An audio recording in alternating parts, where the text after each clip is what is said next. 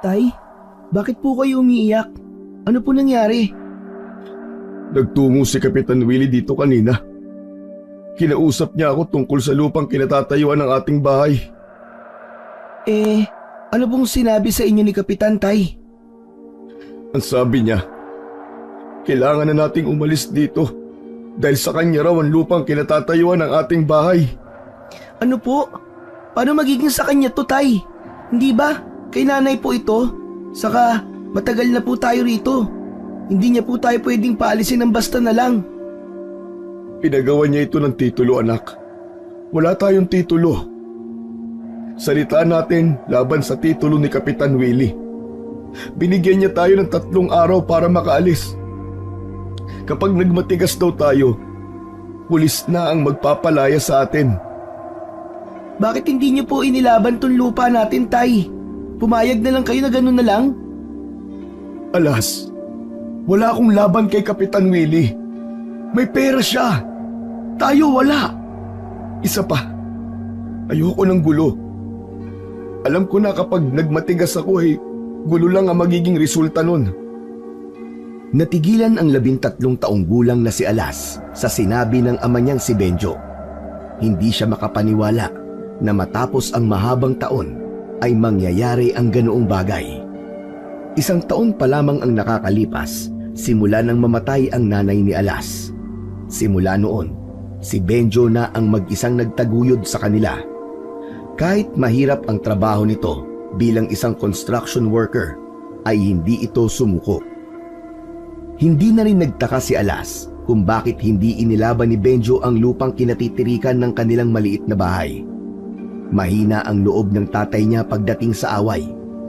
Nung namatay ang nanay ni Alas dahil sa nabundol ito ng kotse habang tumatawid, ay mas pinili nitong makipag-areglo at magpabayad kaysa kasuhan ang driver ng kotse.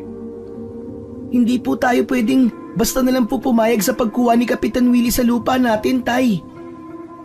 Simula po nang ikasal kayo ni nanay, ay dito na po kayo nakatira. Dito po ako pinanganak at lumaki. Tapos biglaan na lang po niyang kukunin. Hindi po ako papayag, Tay.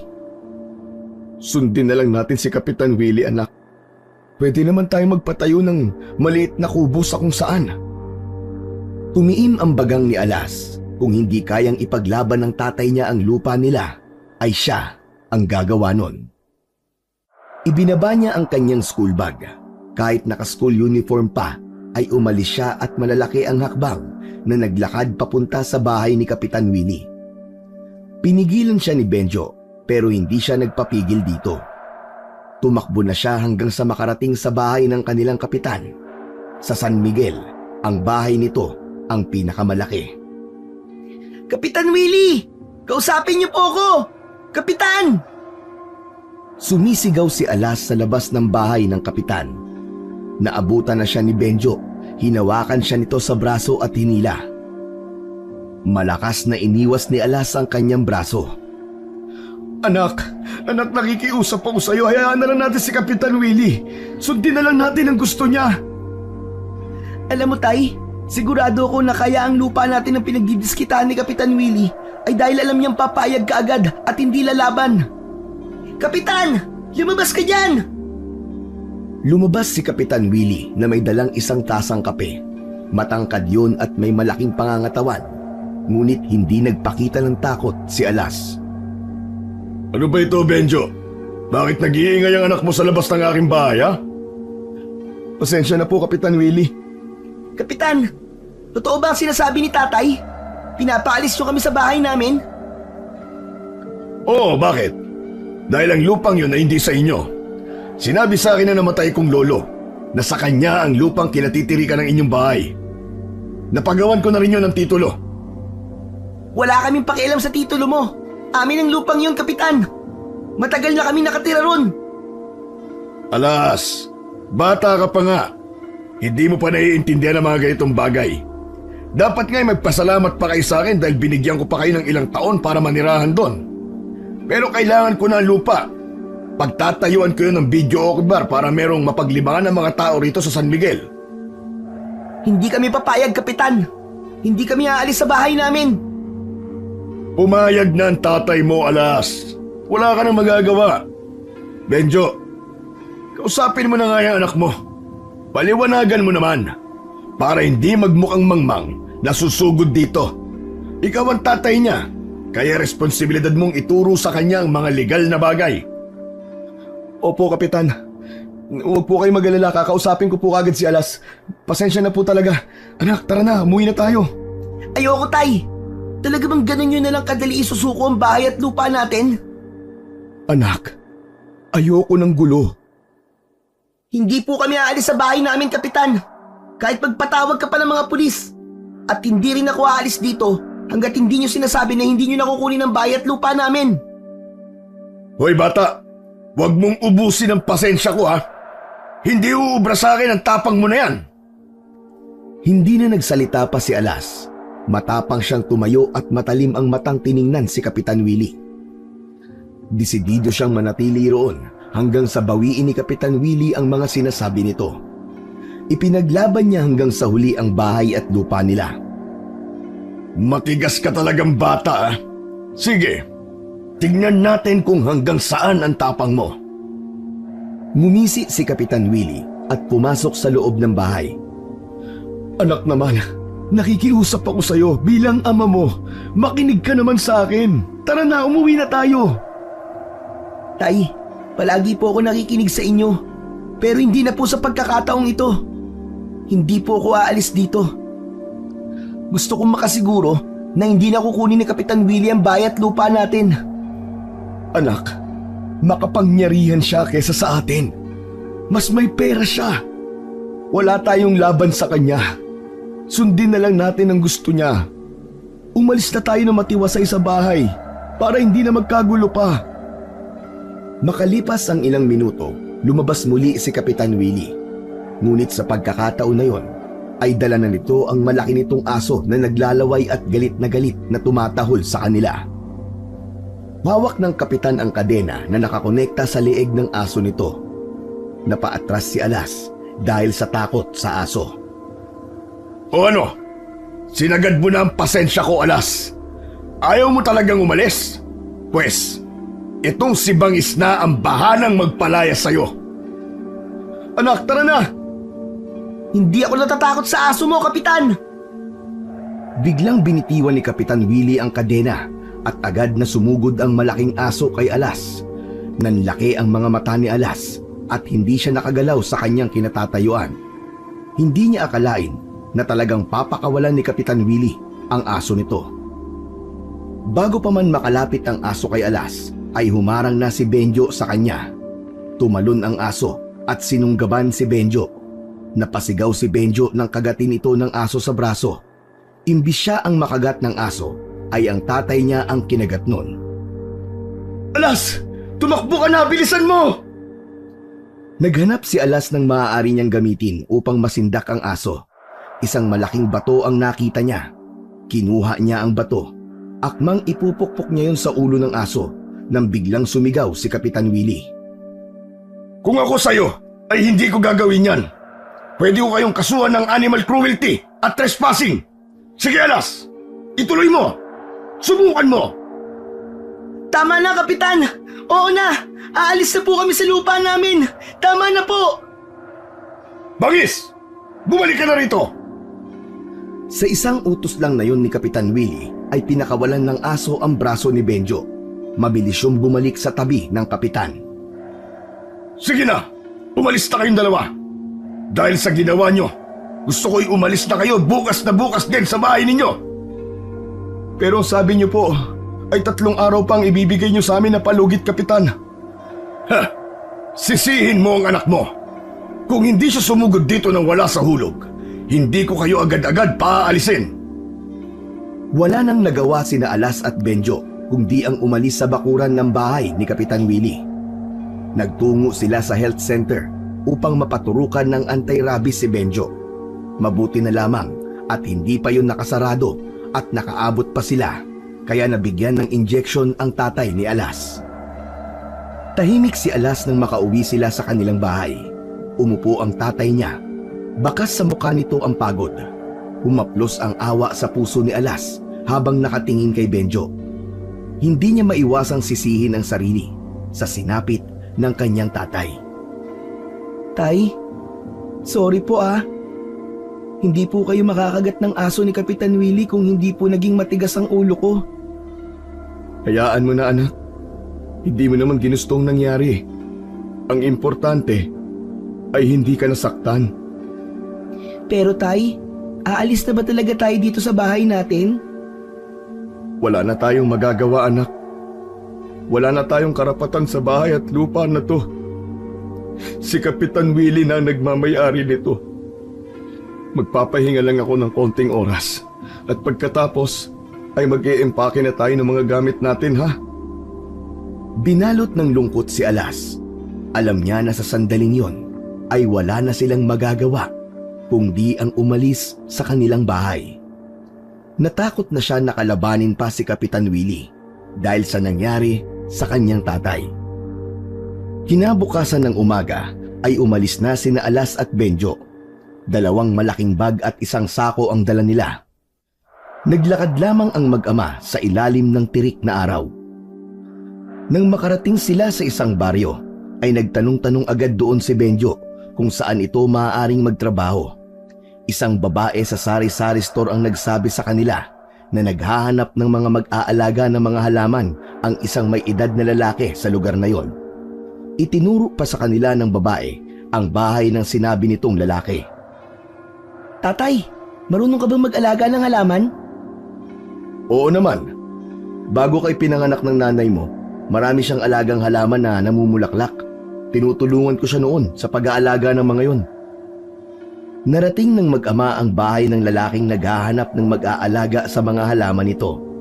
Nakita nila na maraming namumulaklak na halaman sa paligid ng bahay. May tamang laki ang bahay, gawa yon sa hollow blocks at yero. Tao po! Tao po! Isang may edad na lalaki ang lumabas mula sa bahay. Meron yung tamang taas at pangangatawan. Sa tingin ni Alas ay nasa 50 na ang edad ng lalaki. Sino kayo? Anong kailangan nyo rito? Magandang umaga po. Ako po si Benjo at ito naman po ang aking anak na si Alas. May nakapagsabi po kasi sa amin na naghahanap daw ho kayo ng mag-aalaga sa mga halaman nyo. Mag-a-apply po sana ako eh.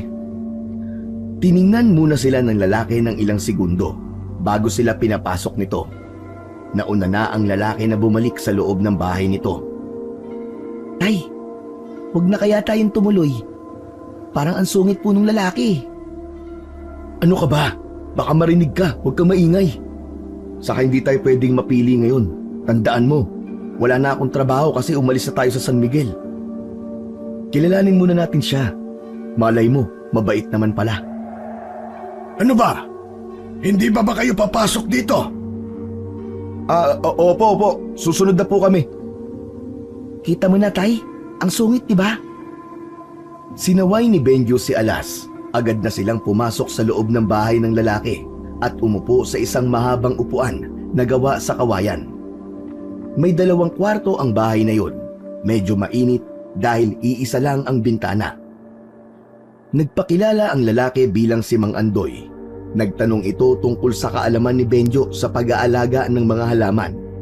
May taniman kasi ng mga gulay si Mang Andoy at doon na halos nauubos ang oras nito.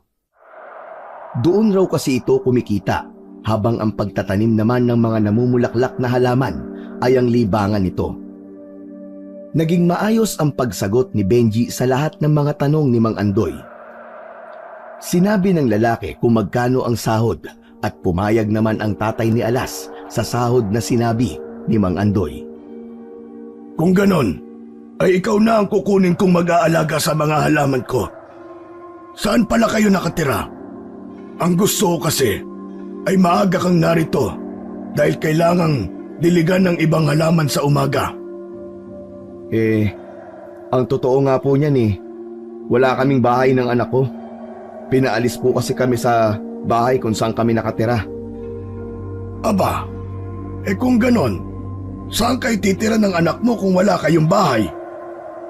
Hindi pa po namin alam, Mang Andoy Bahala na po.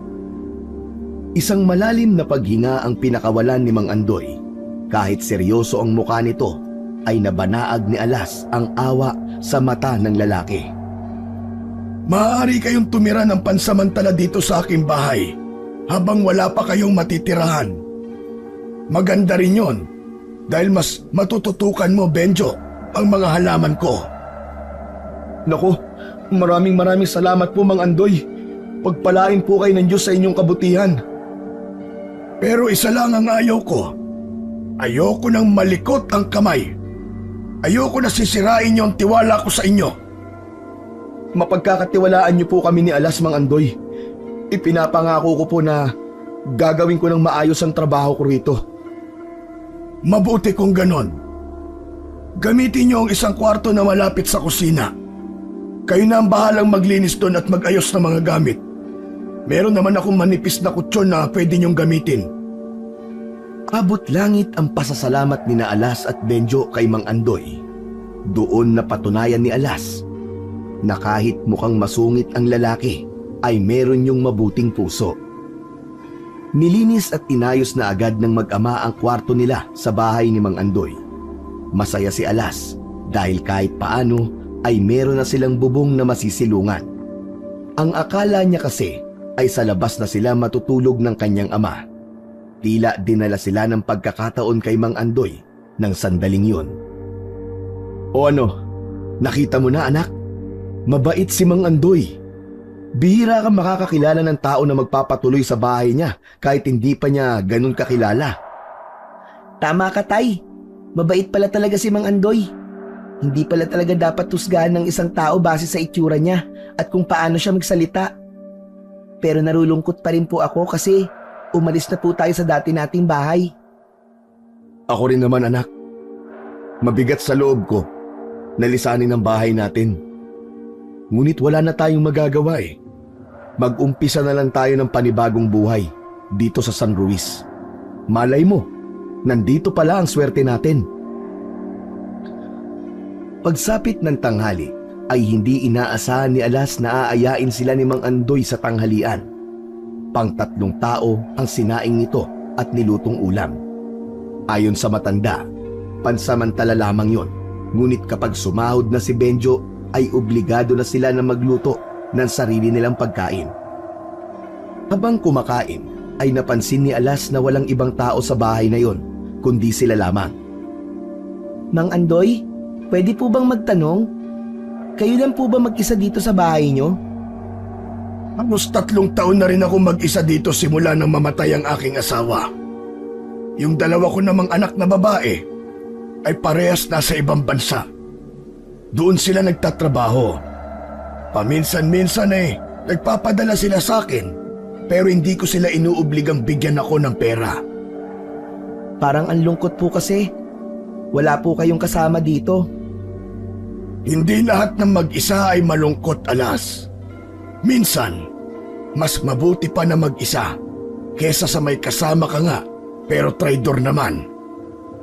Magtatanong pa sana si Alas, ngunit sinabi ni Benjo na unahin na muna niya ang pagtapos sa kanilang kinakain. Sa gitna ng kanilang pagkain ay muling nagsalita si Mang Andoy. Oo nga pala. Bakit dito niyo napili magtungo sa San Luis? Ang totoo po niyan, Mang Andoy, wala kaming ideya kung saan kami pupunta.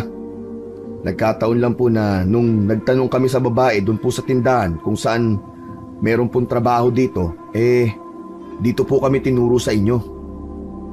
Kung ganon, wala kayong kaalam-alam sa nangyayari sa bayan na ito? Bakit po? Ano po bang nangyayari dito sa San Luis? Ilang buwan na ang nakakalipas, simula nang may natagpo ang patay na tao malapit sa may sapa. Ang hinala ng mga tao, aswang ang may gawa ng pagpatay na yon. 1 linggo matapos yon, isa na namang bangkay ang nakita. Sa likod lang ng simbahan, isang madre. Aswang din ang pinaghihinalaan ng mga tao na pumatay sa madreng yon. Kung ganun po, may aswang po dito sa San Luis? Meron, Alas. Kaya kung wala kayong gagawing importante sa labas kapag madilim na, ay huwag na kayong lumabas. Mas ligtas kayo dito sa loob ng bahay. Lalo ka na, Alas. Bata ka pa naman. Yan ang mga paboritong biktimahin ng mga aswang. Oh, Alas, narinig mo sinabi ni Mang Andoy ha? Huwag ka nang lalabas sa gabi. Ang hilig mo pa naman makipaglaro sa labas. Tapos minsan inaabot ka pa ng 12:00 ng hating gabi. Siyempre tay, wala naman pong aswang sa lugar na pinanggalingan natin eh. Pero dahil meron po dito, ay hindi na po ako magpapaabot ng gabi sa labas. Hindi ko na po gagawin yun. Mabuti kung ganun, Alas. Matuto kang makinig sa sinasabi sa'yo na mas nakatatanda. At hahaba ang buhay mo. Sige na, kumain na kayo ulit. Nagpaalala lang ako sa inyo mag-ama para hindi na kayo magulat sa mga mangyayari sa mga susunod na araw. Kinagabihan, habang nag-aayos na ng higaan si Benjo, ay nakatingin lang rito si Alas habang yakap ang unan. Ngunit lumilipad ang isip niya. Hindi pa rin kasi nawala sa isip niya ang sinabi ni Mang Andoy na merong aswang sa San Ruiz. Alas! Alas! Huy, Alas! Ay po, bakit po? Ang sabi ko, akin na yung mga unan. Kanina ko pa sinasabi sa'yo pero nakatulala ka dyan. May problema ba, anak? Iniisip ko lang po yung sinabi ni Mang Andoy kanina eh. Tay, totoo po ba ang mga aswang? Alam mo anak, sa tagal ko nang nabubuhay dito sa mundo, kahit dulo ng kuko ng aswang ay wala pa akong nakikita. Para sa akin, hindi sila totoo. Paano niyo po ipapaliwanag yung 2 pinatay daw dito ng aswang? Alam mo, sa tingin ko tao may kagagawan nun. Sinasabi lang ng mga tao na aswang kasi gusto nila na merong masisisi. Siguro, hindi nila matukoy kung sino ang pumatay sa mga yon. Pero anak, mas mabuti na wag na rin tayong lumabas kapag gabi na.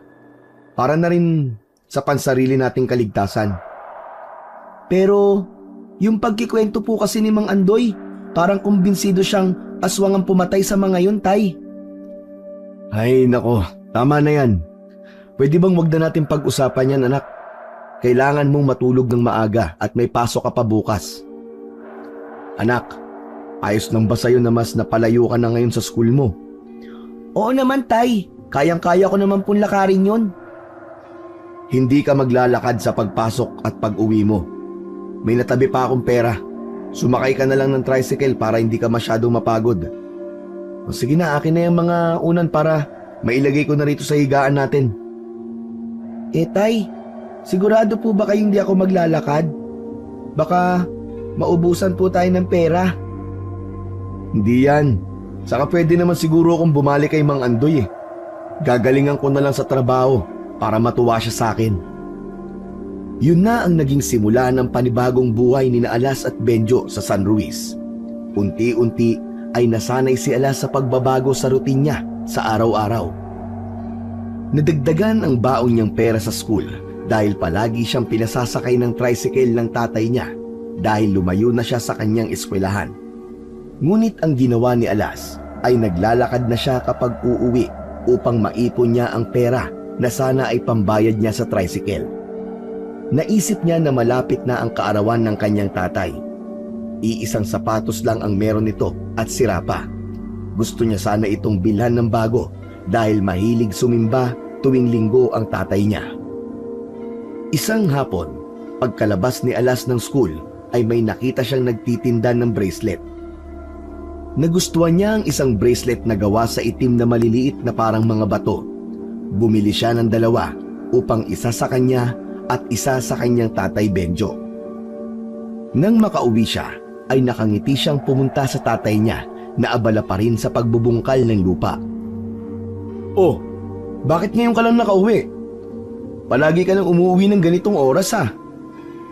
Naglalaro po kasi kami ng mga kaklase ko bago umuwi, tay. Totoo ba yan anak? Baka naglalakad ka pa uwi ha?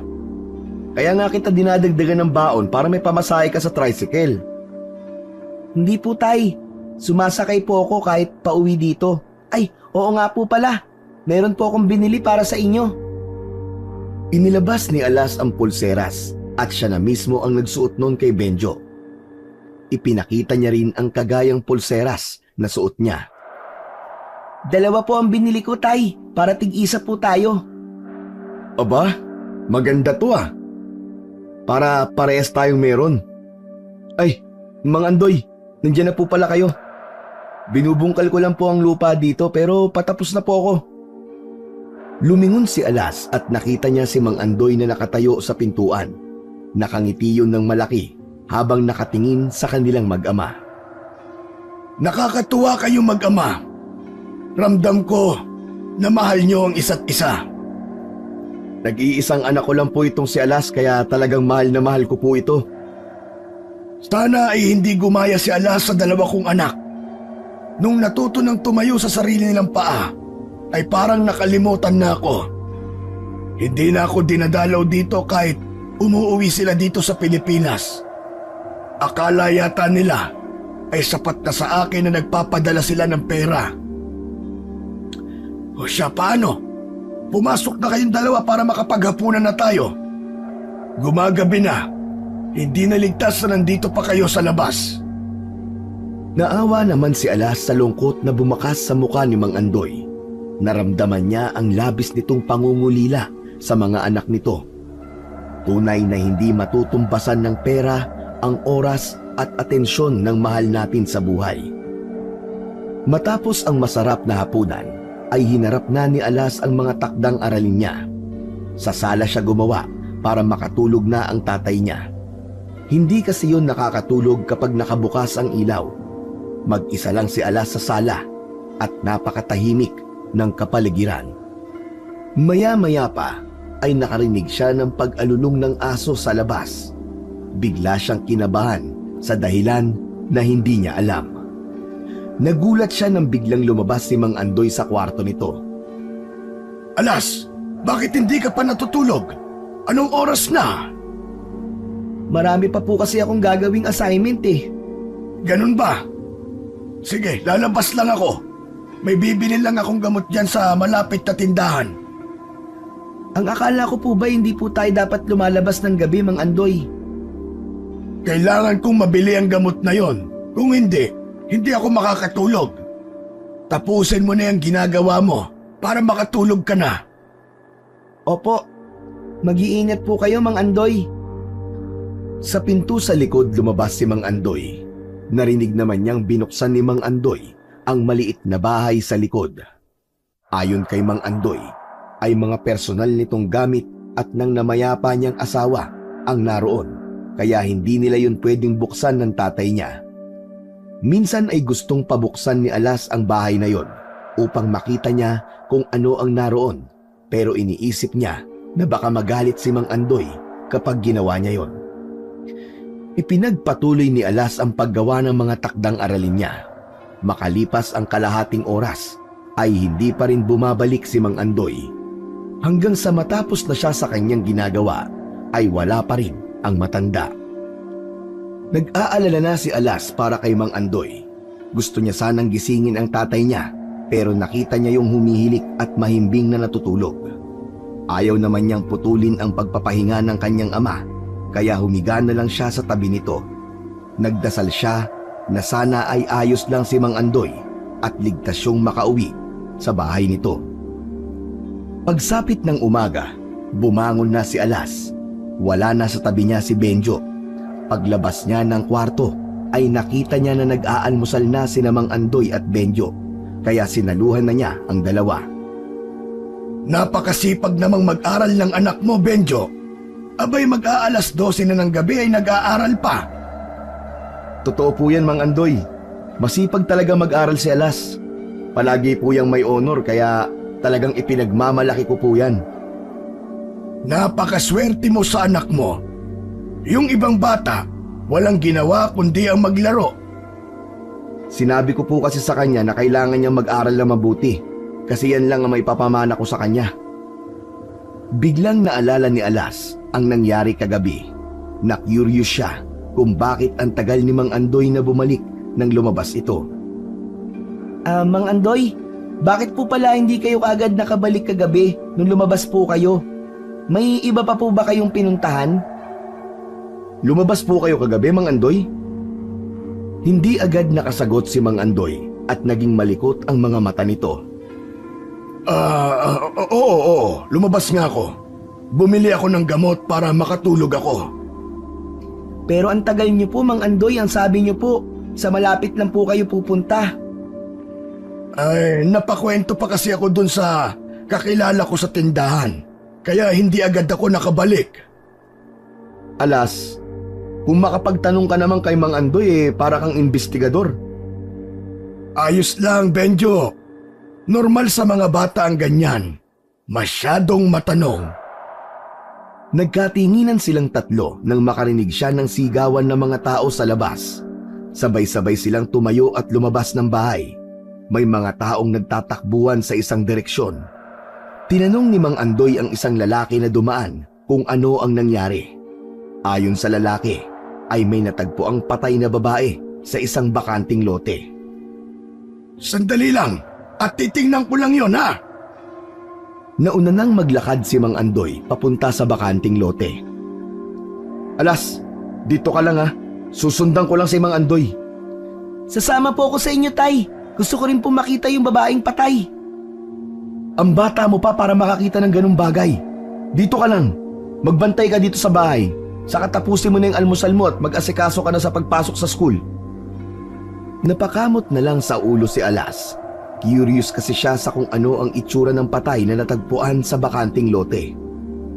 Sa pagkakataon na yon, ay nanalo ang kagustuhan ni Alas. Sumunod siya kina Mang Andoy at sa tatay niya sa bakanting lote. Maraming tao ang naroon. Pinapalibutan ng mga yon ang bangkay. Isiniksik ni Alas ang sarili sa kumpol ng mga tao hanggang sa makarating na siya sa unahan.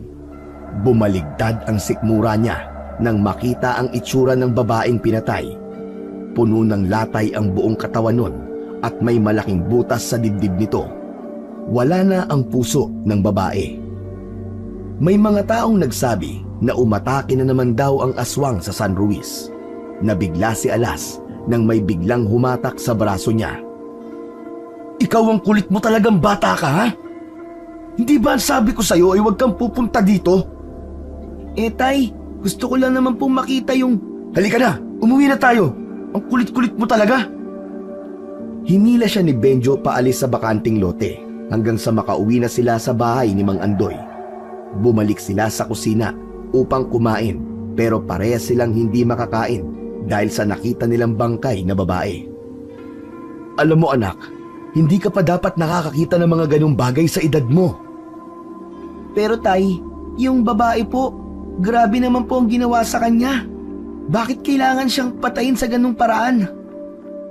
Halang ang kaluluwa ng gumawa nun sa kanya. Walang puso. Siguro po, totoo yung sinabi ni Mang Andoy. May aswang nga talaga dito sa San Ruiz. Sa tingin ko po kasi, hindi yun kayang gawin ng isang tao. Ano po sa tingin nyo, Tay? Yan nga din ang iniisip ko anak. Hindi ako naniniwala sa aswang pero nung makita ko yung itsura ng bangkay ng babae, parang bigla na akong naniwala. Kaya kailangan natin mag-ingat Alas. Lalo ka na. Tigilan mo na muna ang paglalaro bago umuwi para hindi ka na ginagabi ha.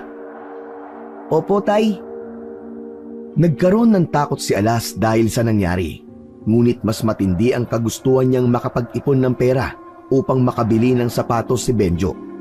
Sa kabila ng sinabi ng tatay niya, ay hindi pa rin siya tumigil sa paglalakad kapag pauwi na siya mula sa eskwelahan. Binibilisan na lamang ni Alas ang paglalakad upang hindi siya abutin ng dilim sa kalsada. Sa paglipas ng mga araw ay naging ligtas naman sina Alas. Kapag madilim na ay nagsasarado na sila ng pinto at bintana. Hindi na rin sila lumalabas kapag gabi na upang makaiwas sa panganib na maaaring naghihintay sa kanila sa labas ng bahay. Alam niyo po, Mang Andoy, sa totoo lang, nung unang beses mong ikwento sa amin ng merong aswang dito sa San Luis, ay hindi ako naniniwala. Pero nung nakita ko yung bangkay ng babae, ay naniniwala na ako. Naiintindihan kita. Kahit ako ay hindi naniniwala noon sa mga ganyang nilalang. Pero nang makakita ko, ay doon na ako naniwala. Mahirap talagang maniwala sa isang bagay o nilalang kapag hindi mo pa ito nakikita o nararanasan mismo. Ibig po sabihin, nakakita na po kayo ng aswang, Mang Andoy? Matagal ng panahon yon. Dalaga pa ang mga anak ko. Ang totoo aswang ang pumatay sa aking asawa. Buntis siya noon sa pangatlo naming anak. Menopause baby ang anak ko na yon. Hindi namin nakalain ng asawa ko na makakabuo pa kami. Detalyadong ikinuwento ni Mang Andoy ang nangyari. Nang nasa ika-6 na buwan na ng pagbubuntis ang asawa nito, ay doon na sila nakaramdam na inaaswang ang asawa ni Mang Andoy. Gabi-gabing nagpupunta ang aswang sa bahay ng mga ito. Hanggang sa isang gabi, umalis si Mang Andoy dahil inaya itong mag-inom ng isa nitong kaibigan. Ayaw sanang umalis ni Mang Andoy dahil may iiwang mag-isa ang asawa nito sa bahay.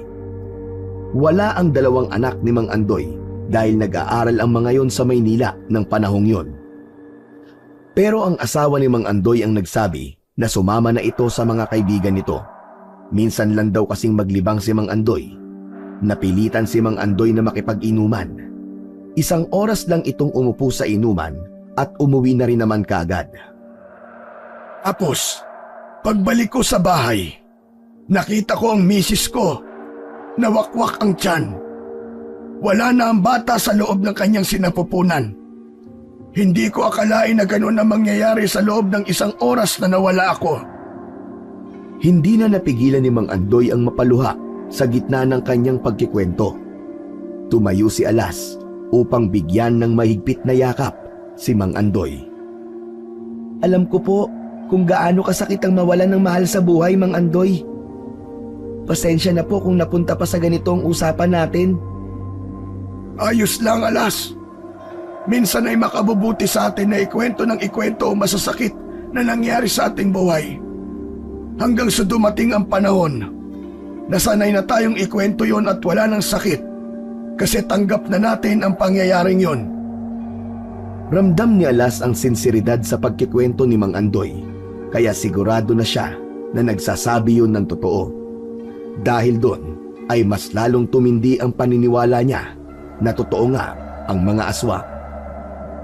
Habang naglalakad pa uwi si Alas mula sa eskwelahan, ay biglang bumuhos ang malakas na ulan. Nagmamadali siyang tumakbo at naghanap ng masisilungan. Isang sari-sari store ang nakita niya at doon muna siya sumilong. Malas naman Sana'y hindi nabasa ang mga gamit ko sa bag. Ang buong akala ni Alas, saglit lang ang ulan, pero inabot na siya ng kalahating oras ay hindi pa rin yun tumitigil. Kinabahan siya sapagkat unti-unti nang dumidilim. Naalala niya na hindi ligtas ang magpaabot ng gabi sa labas dahil sa banta ng aswang sa San Ruiz. Isang ideya ang naisip ni Alas. Bumili siya ng ilang piraso ng plastic bag sa tindahan. Inilagay niya roon ang mga gamit niya upang kahit mabasa ang bag niya ay hindi mababasa ang mga yon. Saka siya sumugod sa ulan upang makauwi na siya. Basang-basa si Alas pagdating niya sa bahay ni Mang Andoy. Si Mang Andoy ang sumalubong sa kanya. Naku, Jaski kang bata ka! Bakit naman basang-basa ka? Naglakad ka lang ba? Opo, Mang Andoy. Si tatay po, nasaan? Bumibili ng ulam sa labas. Bagong sahod kasi kaya ang sabi niya siya muna ang bahala sa ulam natin ngayon. Magpalit ka na ng damit at maligo ka. Baka maabutan ka pa ng tatay mo na basang-basa. Pagalitan ka nun. Tumalima agad si Alas. Hinubad na niya ang basa niyang uniform at pumasok sa banyo at naligo. Sakto na nakabihis na siya ng pambahay nang dumating si Benjo. May dala itong isdang tulingan, gata at talong. Natuwa siya dahil ang lulutuin na ulam ng tatay niya ay ginataang tulingan na pinakapaborito niyang ulam sa lahat. Maayos pa ang pakiramdam ni Alas nang pumasok siya sa eskwelahan ng sumunod na araw. Ngunit nang pauwi na siya, ay naramdaman niya na mabigat ang katawan niya. Nilalamig din siya. Nagkaroon siya ng hinala na meron siyang lagnat dahil sa sumugod siya sa ulan nung nakaraang araw. Pag-uwi niya, ay hindi niya ipinaalam kay Benjo na meron siyang lagnat dahil natakot siyang malaman nito na nagpaulan siya. Ngunit nang nakahiga na sila para matulog, ay nalaman din ng tatay niya ang pagkakaroon niya ng lagnat. Labis na nanginginig ang buong katawan ni Alas. Nagtaka si Benjo, kaya sinalat nito ang noo at leeg niya.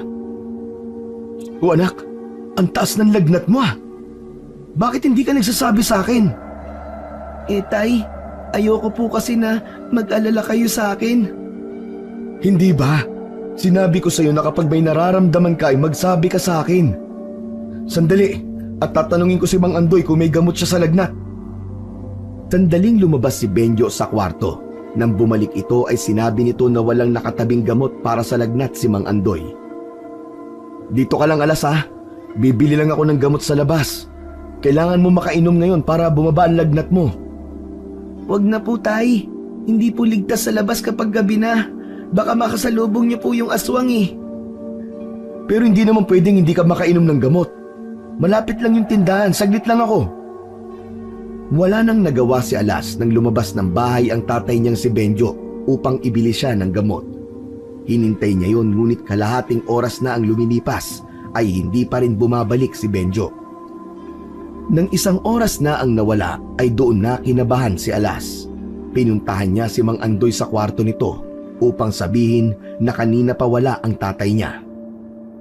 Bibili lang daw po siya ng gamot ko pero isang oras na po nakakalipas ay hindi pa rin po siya bumabalik. Ganun ba? Sandali at titignan ko siya doon sa tindahan. Dito ka lang ha. Huwag kang lalabas. Labis na nag-alala si Alas para sa kanyang ama.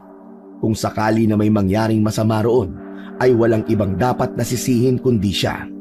Kung hindi sana siya nagpaulan, ay hindi siya magkakaroon ng lagnat. Hindi sana lalabas ang tatay niya ng oras na yon para ibili siya ng gamot. Nang bumalik si Mang Andoy, ay napansin ni Alas ang lungkot sa mukha nito. Mang Andoy, nakita niyo po ba si tatay? Hindi. Sarado yung malapit na tindahan. Siguro'y naghanap pa siya ng bukas na tindahan. Hintayin na lang natin siya at sigurado ako nababalik din yun maya-maya. Batyagang naghintay sina Alas at Mang Andoy kay Benjo. Ngunit inabot na sila ng madaling araw ay hindi pa rin bumabalik ang tatay ni Alas. Nang sumunod na araw ay nag-report na agad sina Alas at Mang Andoy sa barangay hall dahil sa pagkawala ni Benjo. Ngunit hindi pa maidedeklara na nawawala si Benjo dahil wala pang isang araw yung nawawala. Hindi na alam ni Alas ang gagawin. Wala siyang ibang nais kundi ang makauwi ng buhay ang kanyang tatay. 3 araw na ang lumipas, ngunit hindi pa rin bumabalik si Benjo. Walang lumipas na gabi na hindi umiiyak si Alas dahil sa labis na pag-aalala niya sa kanyang tatay. May mga pagkakataon din na hindi niya maiwasang mag-isip ng masama. Kagaya ng baka wala na ang tatay niya, baka nabiktima na yon ng aswang at isang araw ay makita na lang ang bangkay ng kanyang tatay. Sinasamahan ni Alas ang pag-aalala kay Benjo ng dasal. Sa kabila ng mga negatibong bagay na tumatakbo sa isip niya, ay umaasa pa rin siya na ligtas at buhay ang kanyang mahal na tatay. Malaking bagay na kasama ni Alas si Mang Andoy dahil meron siyang nakakausap. Ito ang nagpapalakas ng loob niya at nagbibigay sa kanya ng pag-asa na isang araw ay uuwi na ang kanyang ama. Alas, pumasok ka na rito sa loob at madilim na. Nakahanda na ang hapunan. Niluto ko ang paborito mo, yung ginataang tulingan. Salamat po Mang Andoy. Maya-maya na po ako kakain. Dito po muna ako. Tumabi si Mang Andoy kay Alas mula sa pagkakaupo niya sa bungad ng pintuan. Tumingin din yon sa malayo, kagaya niya. Alam kong hinihintay mo ang tatay mo, Alas. Huwag kang mag-alala, kasi malakas ang kutob kong buhay pa siya. Pero paano po kung hindi na Mang Andoy? Paano po kung napatay na po siya ng aswang tapos hindi lang natin makita ang katawan niya? Ano ka ba naman? Hindi ba ang sabi ko sa'yo ay iwasan mo ang pag-iisip ng ganyan? Ayoko lang po kasing umasa sa wala. Baka mas lalo ako masaktan kung papaniwalain ko ang sarili ko na ayos lang po si tatay. Sa gitna ng pag-uusap ng dalawa ay may nakita silang tao na papalapit. Madilim sa kinaroroonan nun kaya hindi nila malaman kung sino yon. Napansin nila na susuray-suray sa paglalakad ang lalaki. Habang papalapit na yon sa kanila ay nanlaki ang mga mata ni Alas. Bumilis ang tibok ng puso niya. Mang Andoy! Si tatay po! Mabilis na tumayo si Alas upang salubungin ang kanyang tatay. Labis na nag-alala si Alas nang makita niyang puno ng natutuyong putik ang damit ng kanyang ama. May mga sugat din ito sa braso at muka na medyo sariwa pa. Bakas sa mukha nito ang pagod at panghihina. Umakbay si Benjo kay Alas. Ramdam niya na hindi na nito kayang maglakad pa. Tatay! Tay! Ano po nangyari sa inyo? Bakit 3 araw po kayong nawala? Tulungan mo ako, anak. Tulungan mo ako. Lumapit na rin si Mang Andoy at pinagtulungan nilang ipasok sa bahay si Benjo. Inihiga nila ito sa mahabang upuan. Kumuha naman si Alas ng isang basong tubig at ipinainom niya sa kanyang tatay. Tay, ano po bang nangyari sa inyo? Bakit ang dami niyo pong sugat? Alas, saka na natin tanungin ang tatay mo. Kumuha ka ng malinis ng damit, tapos papaliguan natin siya. Tumalima agad si Alas sa utos ni Mang Andoy. Kahit papaano ay nabawasan ang pag-aalala niya dahil nakauwi na ang tatay niya. Yun nga lang, nagkaroon siya ng malaking katanungan kung ano ang nangyari rito sa mga araw na wala ito sa bahay ni Mang Andoy. Matapos mapaliguan ay nilinis na ni Mang Andoy ang mga sugat ni Benjo. Niligyan na rin ito ng gamot. Habang kumakain si Benjo ay tahimik ito. Hindi na muna nag-usisa si Alas dahil naisip niyang tama si Mang Andoy na kailangan na makapagpahinga muna ng kanyang ama. Sa takot na meron si Benjo sa mata, alam ni Alas na hindi biro ang pinagdaanan nito. Agad na humiga si Benjo matapos kumain. Nakatulog agad yon. Tinabihan ni Alas si Benjo at pinagmasdan ang mukha nitong payapang natutulog. Ilang araw na hindi nagsalita si Benjo. Nakakulong lamang ito sa kwarto mula umaga hanggang gabi. Lalabas lang ito kapag kakain o kaya naman ay gagamit ng banyo. Malaki ang pasasalamat ni Alas kay Mang Andoy dahil naiintindihan nito ang pinagdadaanan ng kanyang tatay. Hindi nito yun pinilit na magtrabaho sa mga tanim nitong halaman. Makalipas ang 1 linggo, unti-unti nang bumabalik sa normal si Benjo. Habang kumakain sila ng hapunan, ay bigla itong nagsalita tungkol sa nangyari rito nung nawala ito. Nung lumabas ako, para bumili ng gamot mo, Alas, sarado yung malapit na tindahan kaya naganap ako ng ibang tindahan. Habang naglalakad naman ako, isang aswang ang umatake sa akin. Nataranta ako. Hindi ko alam kung saan ako pupunta. Ang nasa utak ko lang nun ay ang makalayo sa aswang at makauwi rito ng buhay. Takbo lang ako ng takbo hanggang sa hindi ko na namalayan na nasa loob na ako ng gubat. Kung ganun, tay, sa loob po ng 3 araw ay nasa gubat po kayo? Oo, anak. Naligaw ako ron at hindi ko na alam ang daan pabalik. Itong mga sugat ko ay dahil sa aksidenteng nangyari sa akin sa gubat. Nadulas ako at nagpagulong-gulong. Ang akala ko nga doon na ako mamamatay. Pero naisip kita, anak ko. Hindi pa ako pwedeng mawala kasi nag-aaral ka pa. Kailangan mo pa ako. Kaya kahit alam ko nakakaunti ang pag-asa kong makalabas sa gubat na yon, naglakad pa rin ako ng naglakad. Hanggang sa makalabas na ako at makauwi na rito. Naiyak si Alas nang sa wakas ay narinig na niya ang kwento sa nangyari sa tatay niya. Hindi niya lubos maisip na dumanas ito ng ganoong kahirap sa loob ng 3 araw. Walang pagkain at walang tubig. Muntik pa itong mamatay nang dahil sa isang aswang. Tumayo si Alas upang bigyan ng mahigpit na yakap ang kanyang ama. Tay, huwag kang mag-alala. Ligtas na po kayo ngayon at hindi na po yun mauulit. Isang araw, habang nasa school si Alas ay nilapitan siya ng kaklase niyang lalaki na isa sa mga kaibigan niya. Ayon dito, ay kaarawan nito kaya nag-imbita ito ng ilan sa mga kaklase nila na malapit dito. At isa si Alas sa inimbitahan ng kaibigan niyang yon. Medyo natuwa naman si Alas dahil nakatira sa San Miguel ang kaibigan niya. Ang totoo, namimiss niya ang lugar kung saan sila matagal na tumira ng kanyang ama. Matapos ang klase nila, ay dumiretso na sila ng mga imbitadong kaklase niya sa bahay ng may kaarawan. Simpleng handaan lamang yon. May pansit, spaghetti, tinapay at pritong manok. Habang kumakain sila, ay tinanong ni Alas ang kaibigan niya kung ano na ang bago sa San Miguel. At labis siyang nagulat sa sinabi nito. Ayon sa kaibigan ni Alas, ay halos 1 linggo nang patay si Kapitan Willie. Natagpuan ang katawan nito sa mismong labas ng bahay nito na wala ng buhay. Ang hinala raw ng mga tao ay aswang ang pumatay sa kapitan dahil wakwak ang tiyan nun at wala na ang mga lamang loob. Hanggang sa makauwi si Alas sa bahay ni Mang Andoy, ay nasa utak niya pa rin ang nakakagimbal na balita na nasagap niya sa San Miguel. Nang nakahiga na sila sa papag ni Benjo, ay sinabi niya rito ang nangyari kay Kapitan Willie. Tay, di ba kanina galing po ako sa San Miguel? Alam niyo po ba ang sabi sa akin ng kaibigan ko? Patay na daw po si Kapitan Willie. Ano? Paano namatay yun? Masamang damo yun ah. Totoo po, Tay.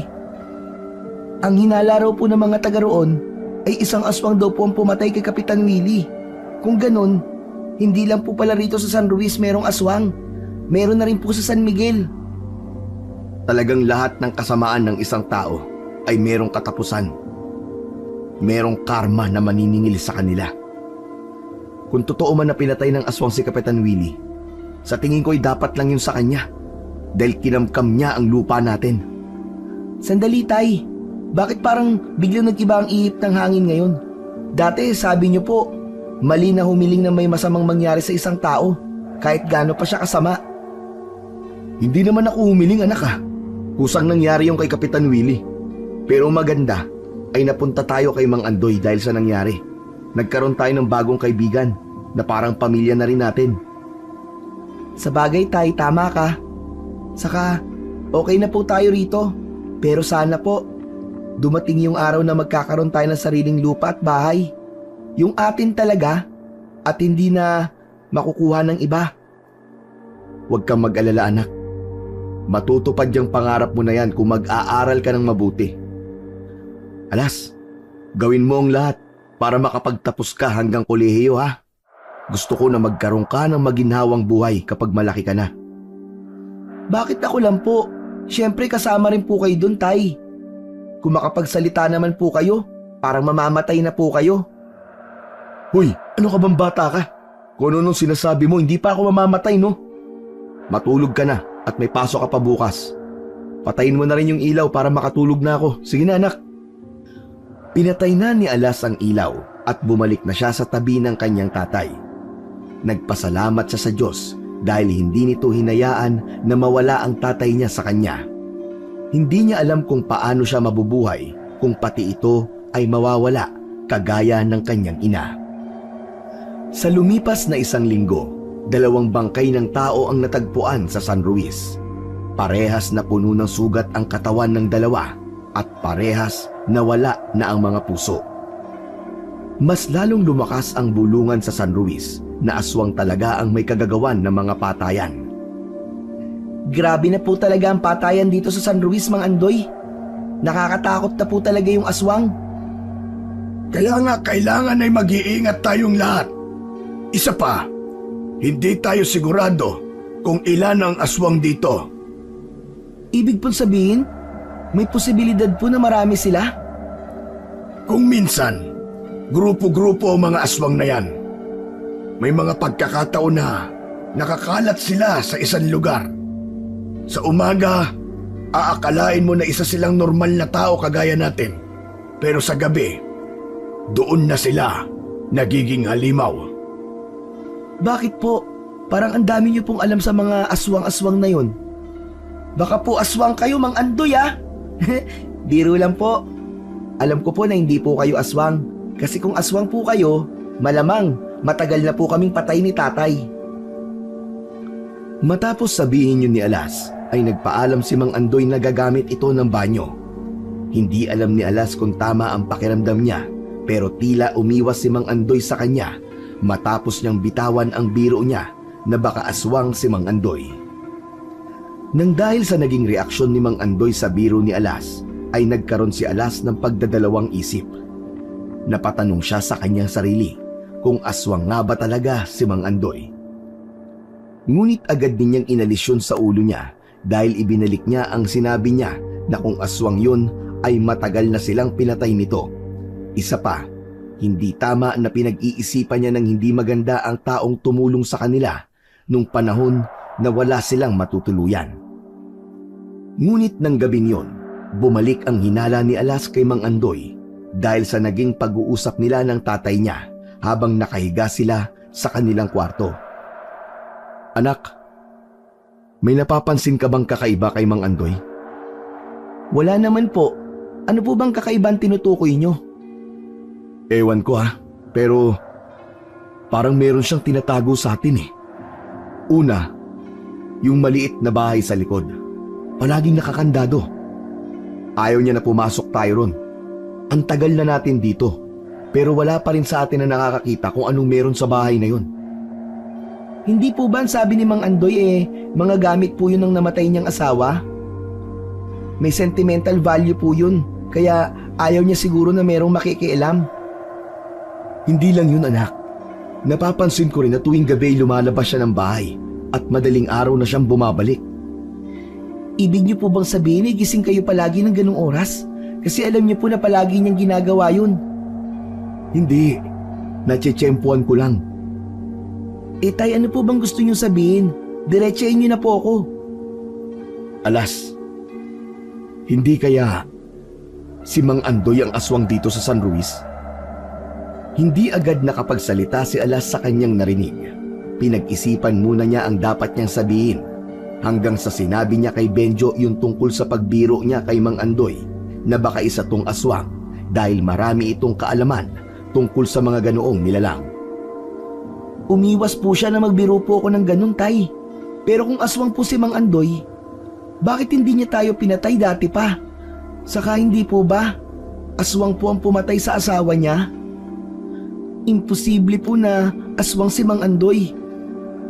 Siguro, kaya hindi niya tayo kayang patayin ay mahahalata siya ng mga tao dito kasi dito tayo nakatira sa bahay niya. Tapos, yung kwento niya tungkol sa pagkamatay ng asawa niya, pwedeng hindi yun totoo. O kaya ay ibiniti ni Benjo ang sasabihin. Kapwa ng laki ang mga mata nila habang nakatingin sa isa't isa. Baka si Mang Andoy ang pumatay sa asawa niya. Tatay, umalis na po tayo rito. Baka tayo na po ang isinod ng Mang Andoy. Anak, hindi pa naman tayo sigurado. Hinala pa lang ang meron tayo ngayon at wala pa tayong matibay na ebidensya. Isa pa, gaya ng sinabi mo, kung papatayin tayo ni Mang Andoy, dapat ay noon pa. Pero tingnan mo, buhay pa rin tayo hanggang ngayon. Ewan ko, tay. Naguguluhan po ako sa inyo. Ang gulo-gulo nyo. Sabi nyo po, baka aswang si Mang Andoy. Tapos ngayon, ayaw mong umalis dito. Ano po ba talaga? Basta. Huwag muna tayong umalis dito hanggat hindi tayo sigurado sa hinala natin kay Mang Andoy. Wala rin kasi tayong mapupuntahan kung sakali. Ang gawin na lang natin, mag-ingat tayo sa kanya. Sa tagal nila sa bahay ni Mang Andoy, ay noon lamang nakaramdam ng ganitong takot si Alas, maliban noong nawala ang kanyang tatay ng 3 araw. Hindi niya alam kung ligtas pa ba sila roon o dapat pa rin silang magtiwala kay Mang Andoy. Isang gabi, nakaramdam ng tawag ng kalikasan si Alas. Lumabas siya ng kwarto at nagtungo sa banyo. Sandali lang siya roon at nang palabas na siya ay napansin niya na nakabukas ang pinto sa likod ng bahay. Isasarado niya sana yon, pero aksidente siyang napasilip sa labas. Nakita niya na bahagyang nakaawang ang pinto ng maliit na bahay sa likod. Noon pa man ay nais niya nang makita kung ano ba talaga ang meron sa maliit na bahay, kaya hindi na nagdalawang isip si Alas na lumapit doon. Sumilip muna siya at nang malaman niyang wala ron si Mang Andoy ay nagpatuloy siya sa pagpasok. Maraming malalaking kahon ang naroon, ngunit ang pumukaw sa atensyon niya ay ang ref na nasa isang sulok. Nilapitan ni Alas ang refrigerator. Marahan niya yung binuksan. Labis siyang nasindak sa nakita niya roon. Mga puso ng tao na nakalagay sa garapon. Napapaatras si Alas habang nanlalamig ang buong katawan. Naalala niya ang mga bangkay na pinapatay ng mga aswang sa San Luis. Lahat ng yon ay nawawala ang puso. Naku po, ibig sabihin, si Mang Andoy nga talaga ang aswang. Tatakbo na sana si Alas palabas, ngunit biglang sumalubong sa kanya si Mang Andoy. May hawak itong itak na puno ng sariwang dugo. Anong ginagawa mo rito, Alas? Hindi ba sabi ko sa'yo, ay bawal kayong pumasok dito? Mang Andoy, ikaw ang aswang dito sa San Luis. Yung mga nawawalang puso ng mga biktima ng aswang, nandito sa bahay na to. Magpapaliwanag ako, Alas. Aalis na kami rito ni tatay. Tama nga ang hinala namin. Isa nga po kayong aswang. Tatakbo sana si Alas palabas, ngunit naharang siya ni Mang Andoy. Isinarado nito ang pinto at isinandal siya nito sa dingding habang nakatakip ang isa nitong kamay sa kanyang bibig. Takot na takot si Alas nung mga oras na yun. Pakiramdam niya ay katapusan niya na. Hindi ako aswang, Alas. Ang totoo, ako ang pumapatay sa mga aswang dito sa San Luis. Yung mga bangkay ng tao na natatagpuan dito, ako ang pumatay sa kanila. Kinukuha ko ang puso nila bilang simbolo ng pagpatay ko sa kanila. Bibitawan kita, pero ipangako mo na hindi ka sisigaw. May pag-aalinlangan na tumango si Alas. Habang nakatingin siya sa mata nito, ay nararamdaman niya ang sinseridad sa mga sinabi nito sa kanya. Pinakawalan na siya ni Mang Andoy. Ibinaba na nito ang hawak na itak, kaya kahit paano ay nakampante na si Alas. Mang Andoy, kung hindi po kayo ang aswang, bakit po kayo pumapatay ng mga tao? Hindi mga tao ang pinatay ko, Alas. Mga aswang sila. Marami silang nandito sa San Luis at hindi ako titigil hanggat hindi sila nauubos. Ginagawa ko to bilang paghihiganti sa ginawa ng lahi nila sa aking asawa at anak. Maniwala ka, Alas, hindi ako aswang.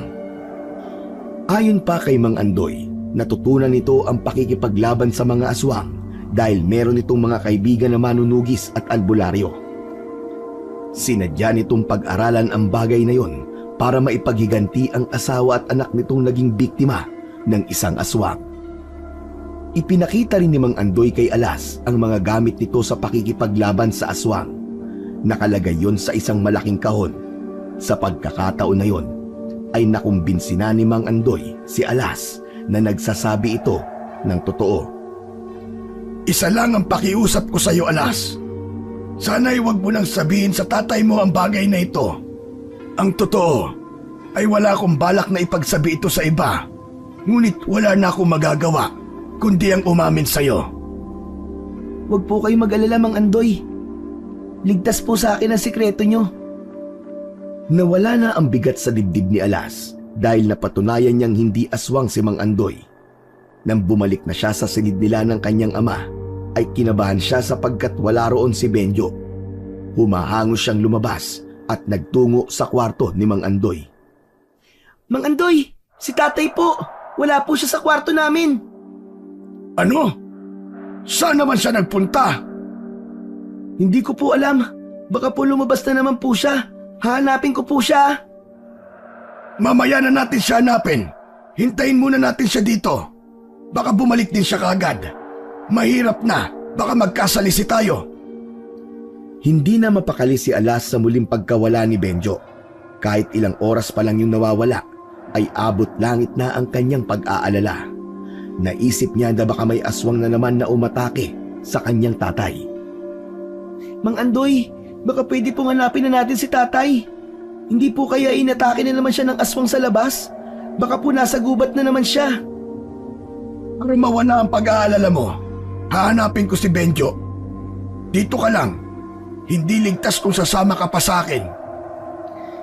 Mang Andoy, hindi ko po kayang manatili dito habang wala akong ideya kung ano na po nangyari sa tatay ko. Sasama po ako sa inyo, parang awa niyo na po. Hayaan niyo po akong samahan kayo sa paghanap sa tatay ko.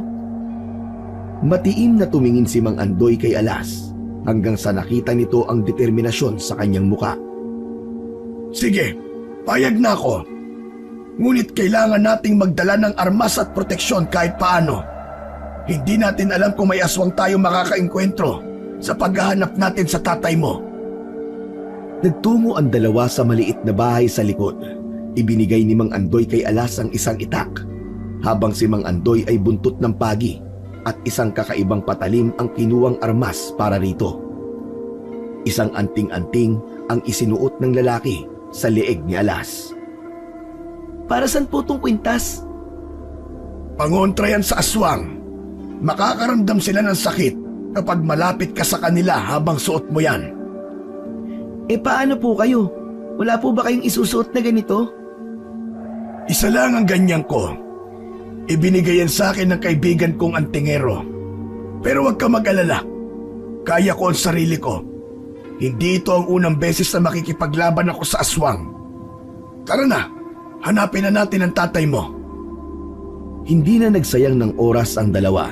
Sinimulan na nilang hanapin si Benjo sa buong San Luis, ngunit bigo silang makita yon. Doon na sila nagdesisyon na magtungo na sa gubat. Habang tinatahak nila ang daan papasok sa gubat, ay hindi maiwasan ni Alas ang kabahan. Tinalasan niya ang pakiramdam niya. Makalipas lang ang ilang minutong paglalakad sa gubat, ay wala pa rin silang makitang senyales na naroon si Benjo. Hanggang sa may nakita silang bakas ng paa sa maputik na bahagi ng gubat. Sinundan nila ang mga bakas upang alamin kung kanino yon. Nagulat si Alas nang bigla siyang hilahin ni Mang Andoy upang magtago sa likod ng isang malaking puno. Bakit po, Mang Andoy? May naaamoy akong aswang sa paligid. Malapit lang siya sa atin. Huwag kang maingay kasi baka malaman niya na nandito tayo. Ano pong gagawin natin? Babalik na po ba tayo sa bahay niyo? Hindi, Alas. Kilala mo na ako. Wala akong aswang na inuurungan. Hindi ako titigil hanggat hindi nauubos ang aswang dito sa San Luis. Dito ka lang at lalabas ka lang kapag sinabi ko. Nagkakaintindihan ba tayo? Opo. Opo, Mang Andoy. Lumabas si Mang Andoy mula sa likod ng malaking puno, habang si Alas naman ay naiwan doon na kinakabahan at natatakot. Kung sakali, yun ang unang beses na makikita niya ang pakikipaglaban ni Mang Andoy sa isang aswang. Lumabas ka sa pinagtataguan mo, aswang! Alam kong nandiyan ka lang! Hindi mo na ako maluloko! Sa kalagitnaan ng katahimikan, biglang may sumipol na hangin at mula sa dilim ay lumitaw ang isang aswang. Nakakatakot ang anyo nun. May mahahabang kuko, matutulis na ngipin at nagliliyab na mga mata. Wala ako rito para makipaglaban sa'yo. Hindi ako ang aswang na pumapatay sa mga tao sa lugar na ito. At sa tingin mo ba ay maniniwala ako sa'yo? Pare-parehas kayo mga aswang. Lahat kayo ay pumapatay ng mga taong walang kalaban-laban. Kagaya ng ginawa niyo sa asawa at anak ko.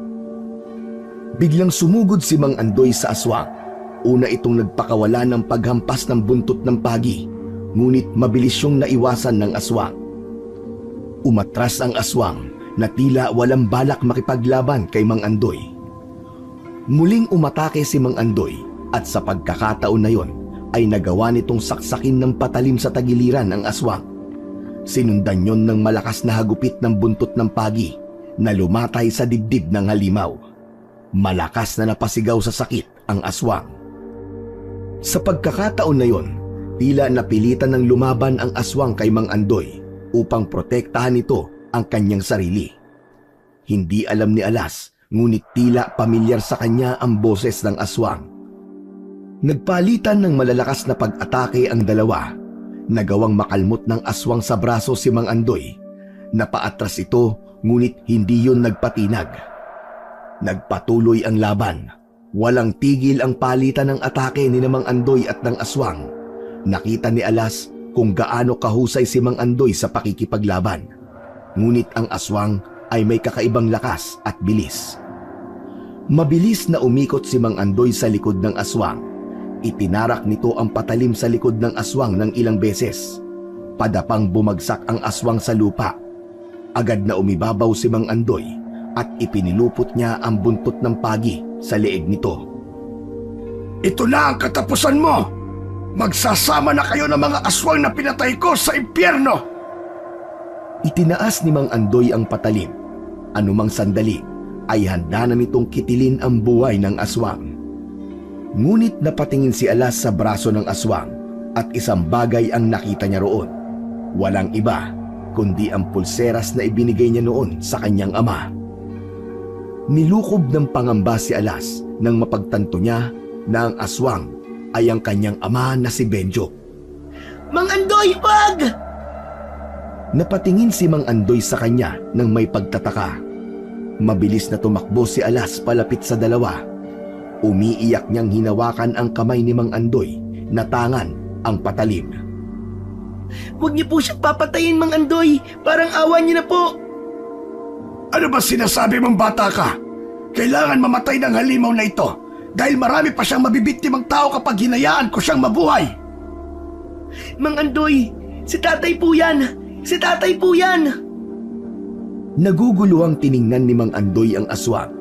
Umalis ito sa ibabaw ng aswang at iniharap yon sa kanila. Bakas sa mukha ng aswang ang labis na panghihina.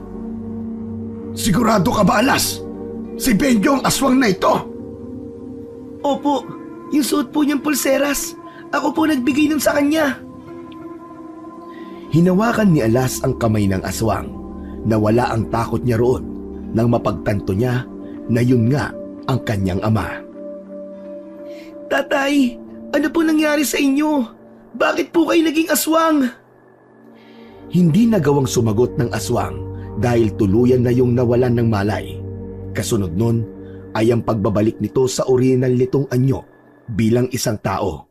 At doon ay nakumpirma nga ni Alas na si Benjo ang aswang na muntik nang patayin ni Mang Andoy.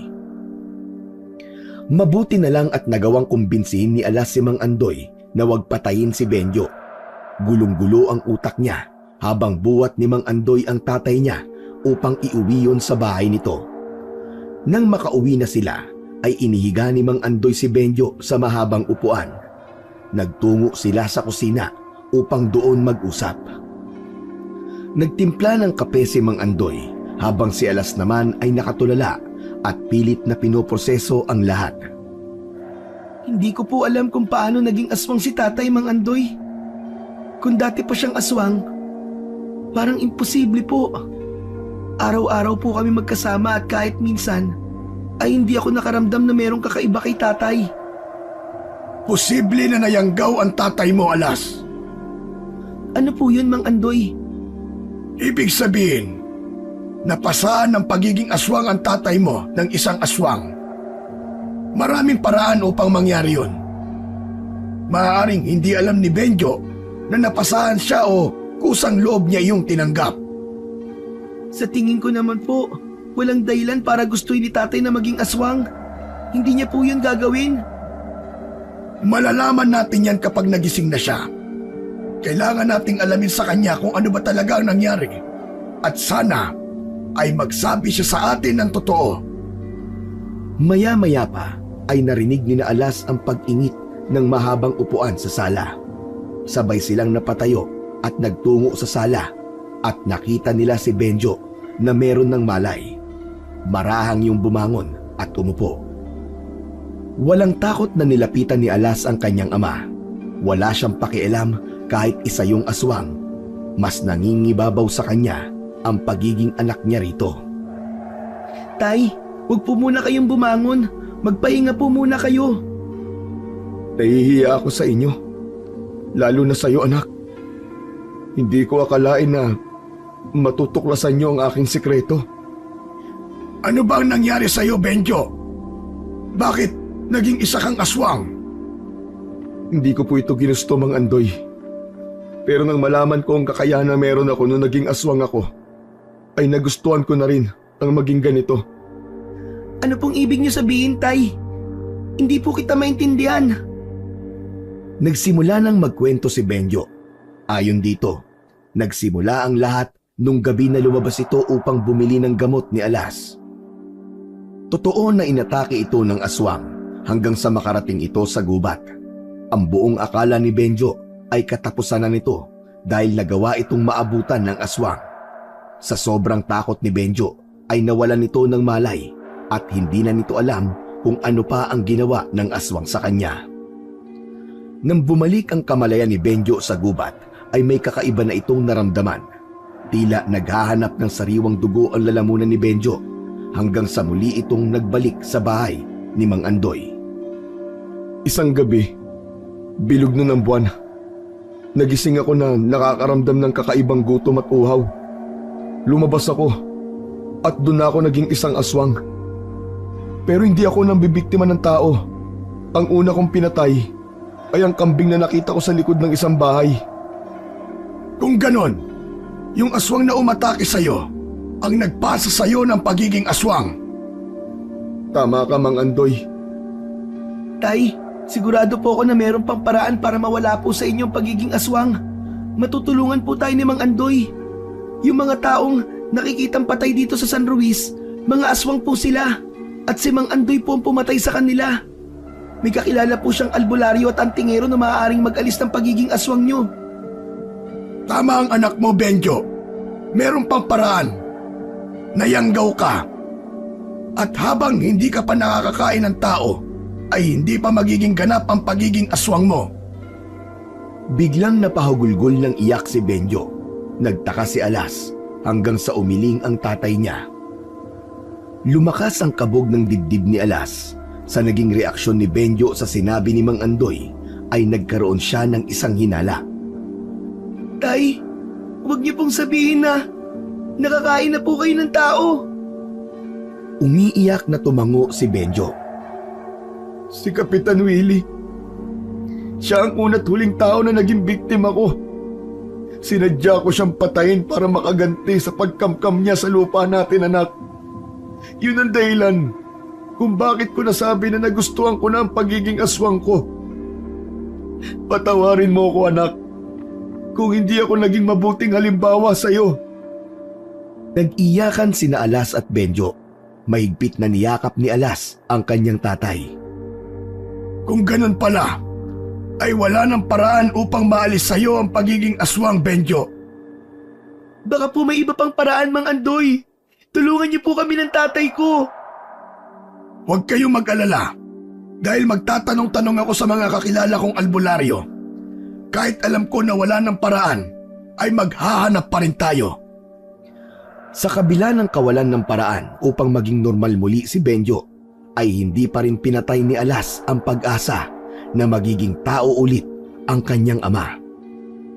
Walang kaalam-alam sina Alas at Mang Andoy na meron na palang plano si Benjo. Kinaumagahan, nagising si Alas na wala na sa tabi niya ang kanyang ama. Agad siyang bumangon upang hanapin si Benjo.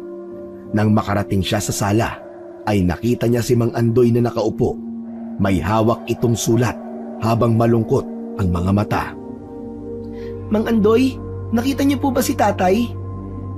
Hindi sumagot si Mang Andoy. Sa halip, inabot niya ang sulat kay Alas. Ito, Alas. Iniwan ito ng tatay mo para sa'yo. Kinuha ni Alas ang sulat at dahan-dahang yung binuksan. Nang mabasa niya ang nakasulat, nagsimulang tumulo ang kanyang luha mula sa kanyang mga mata. Mahal kong Alas, alam kong magigising ka at hahanapin mo ko. Patawarin mo ko, anak, ha?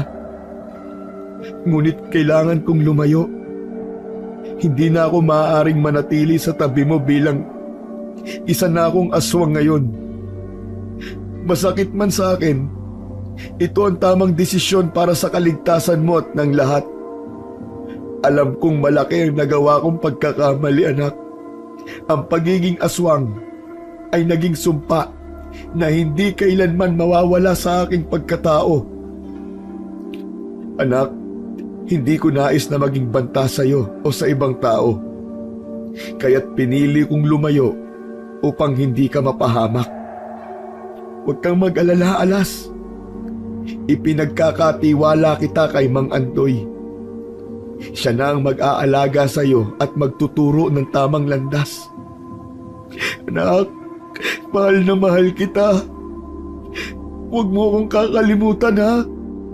Ipangako mo sa akin na magpapatuloy ka sa buhay kahit wala na ako sa tabi mo, anak, ha? Mahal na mahal ka ni tatay, anak ko. Mag-aaral kang mabuti, ha? Lagi ka magpapakabait. At huwag mong kakalimutan ang mga bilin ko sa iyo, anak. Mahal na mahal kita. Matapos basahin ni Alas ang sulat, ay tuluyan na siyang napahagulgol. Lumapit si Mang Andoy at niyakap siya ng mahigpit. Huwag kang mag-alala, Alas. Narito ako para sa iyo. Tutulungan kitang magpatuloy. Hinding-hindi kita pababayaan. Iyak lang ng iyak si Alas. Hindi niya alam kung ano ang sasabihin niya ng sandaling yon. Napakasakit para sa kanya na mas pinili ng tatay niya ang lumayo upang protektahan siya mula rito. Lumipas ang mga taon na hindi na nagpakita pa si Benjo kay Alas. Sa panahon na yon ay itinuring na siyang tunay na anak ni Mang Andoy. Pinag-aral siya nito hanggang sa makatapos siya ng kolehiyo. Huminto na si Mang Andoy sa pagpatay sa mga aswang sa San Luis. Ayon dito, nagtagumpay na itong ubusin ang mga aswang sa lugar na yon. Nang magkatrabaho na si Alas, ay unti-unti na siyang nakabawi kay Mang Andoy. Pero hindi pa rin nawala sa isip niya ang kanyang ama. Bago matulog ay humihiling sa Diyos si Alas na sana ay nasa tabi niya ang kanyang ama upang magawa niya ring makabawi sa lahat ng sakripisyo at pagmamahal na ibinigay nito sa kanya. Ngunit kahit hindi na nakita pa ni Alas ang kanyang ama, nararamdaman niya na nasa paligid lang ito at binabantayan siya. Sigurado siya na masayang masaya ito sa kung ano na ang naabot niya sa kanyang buhay.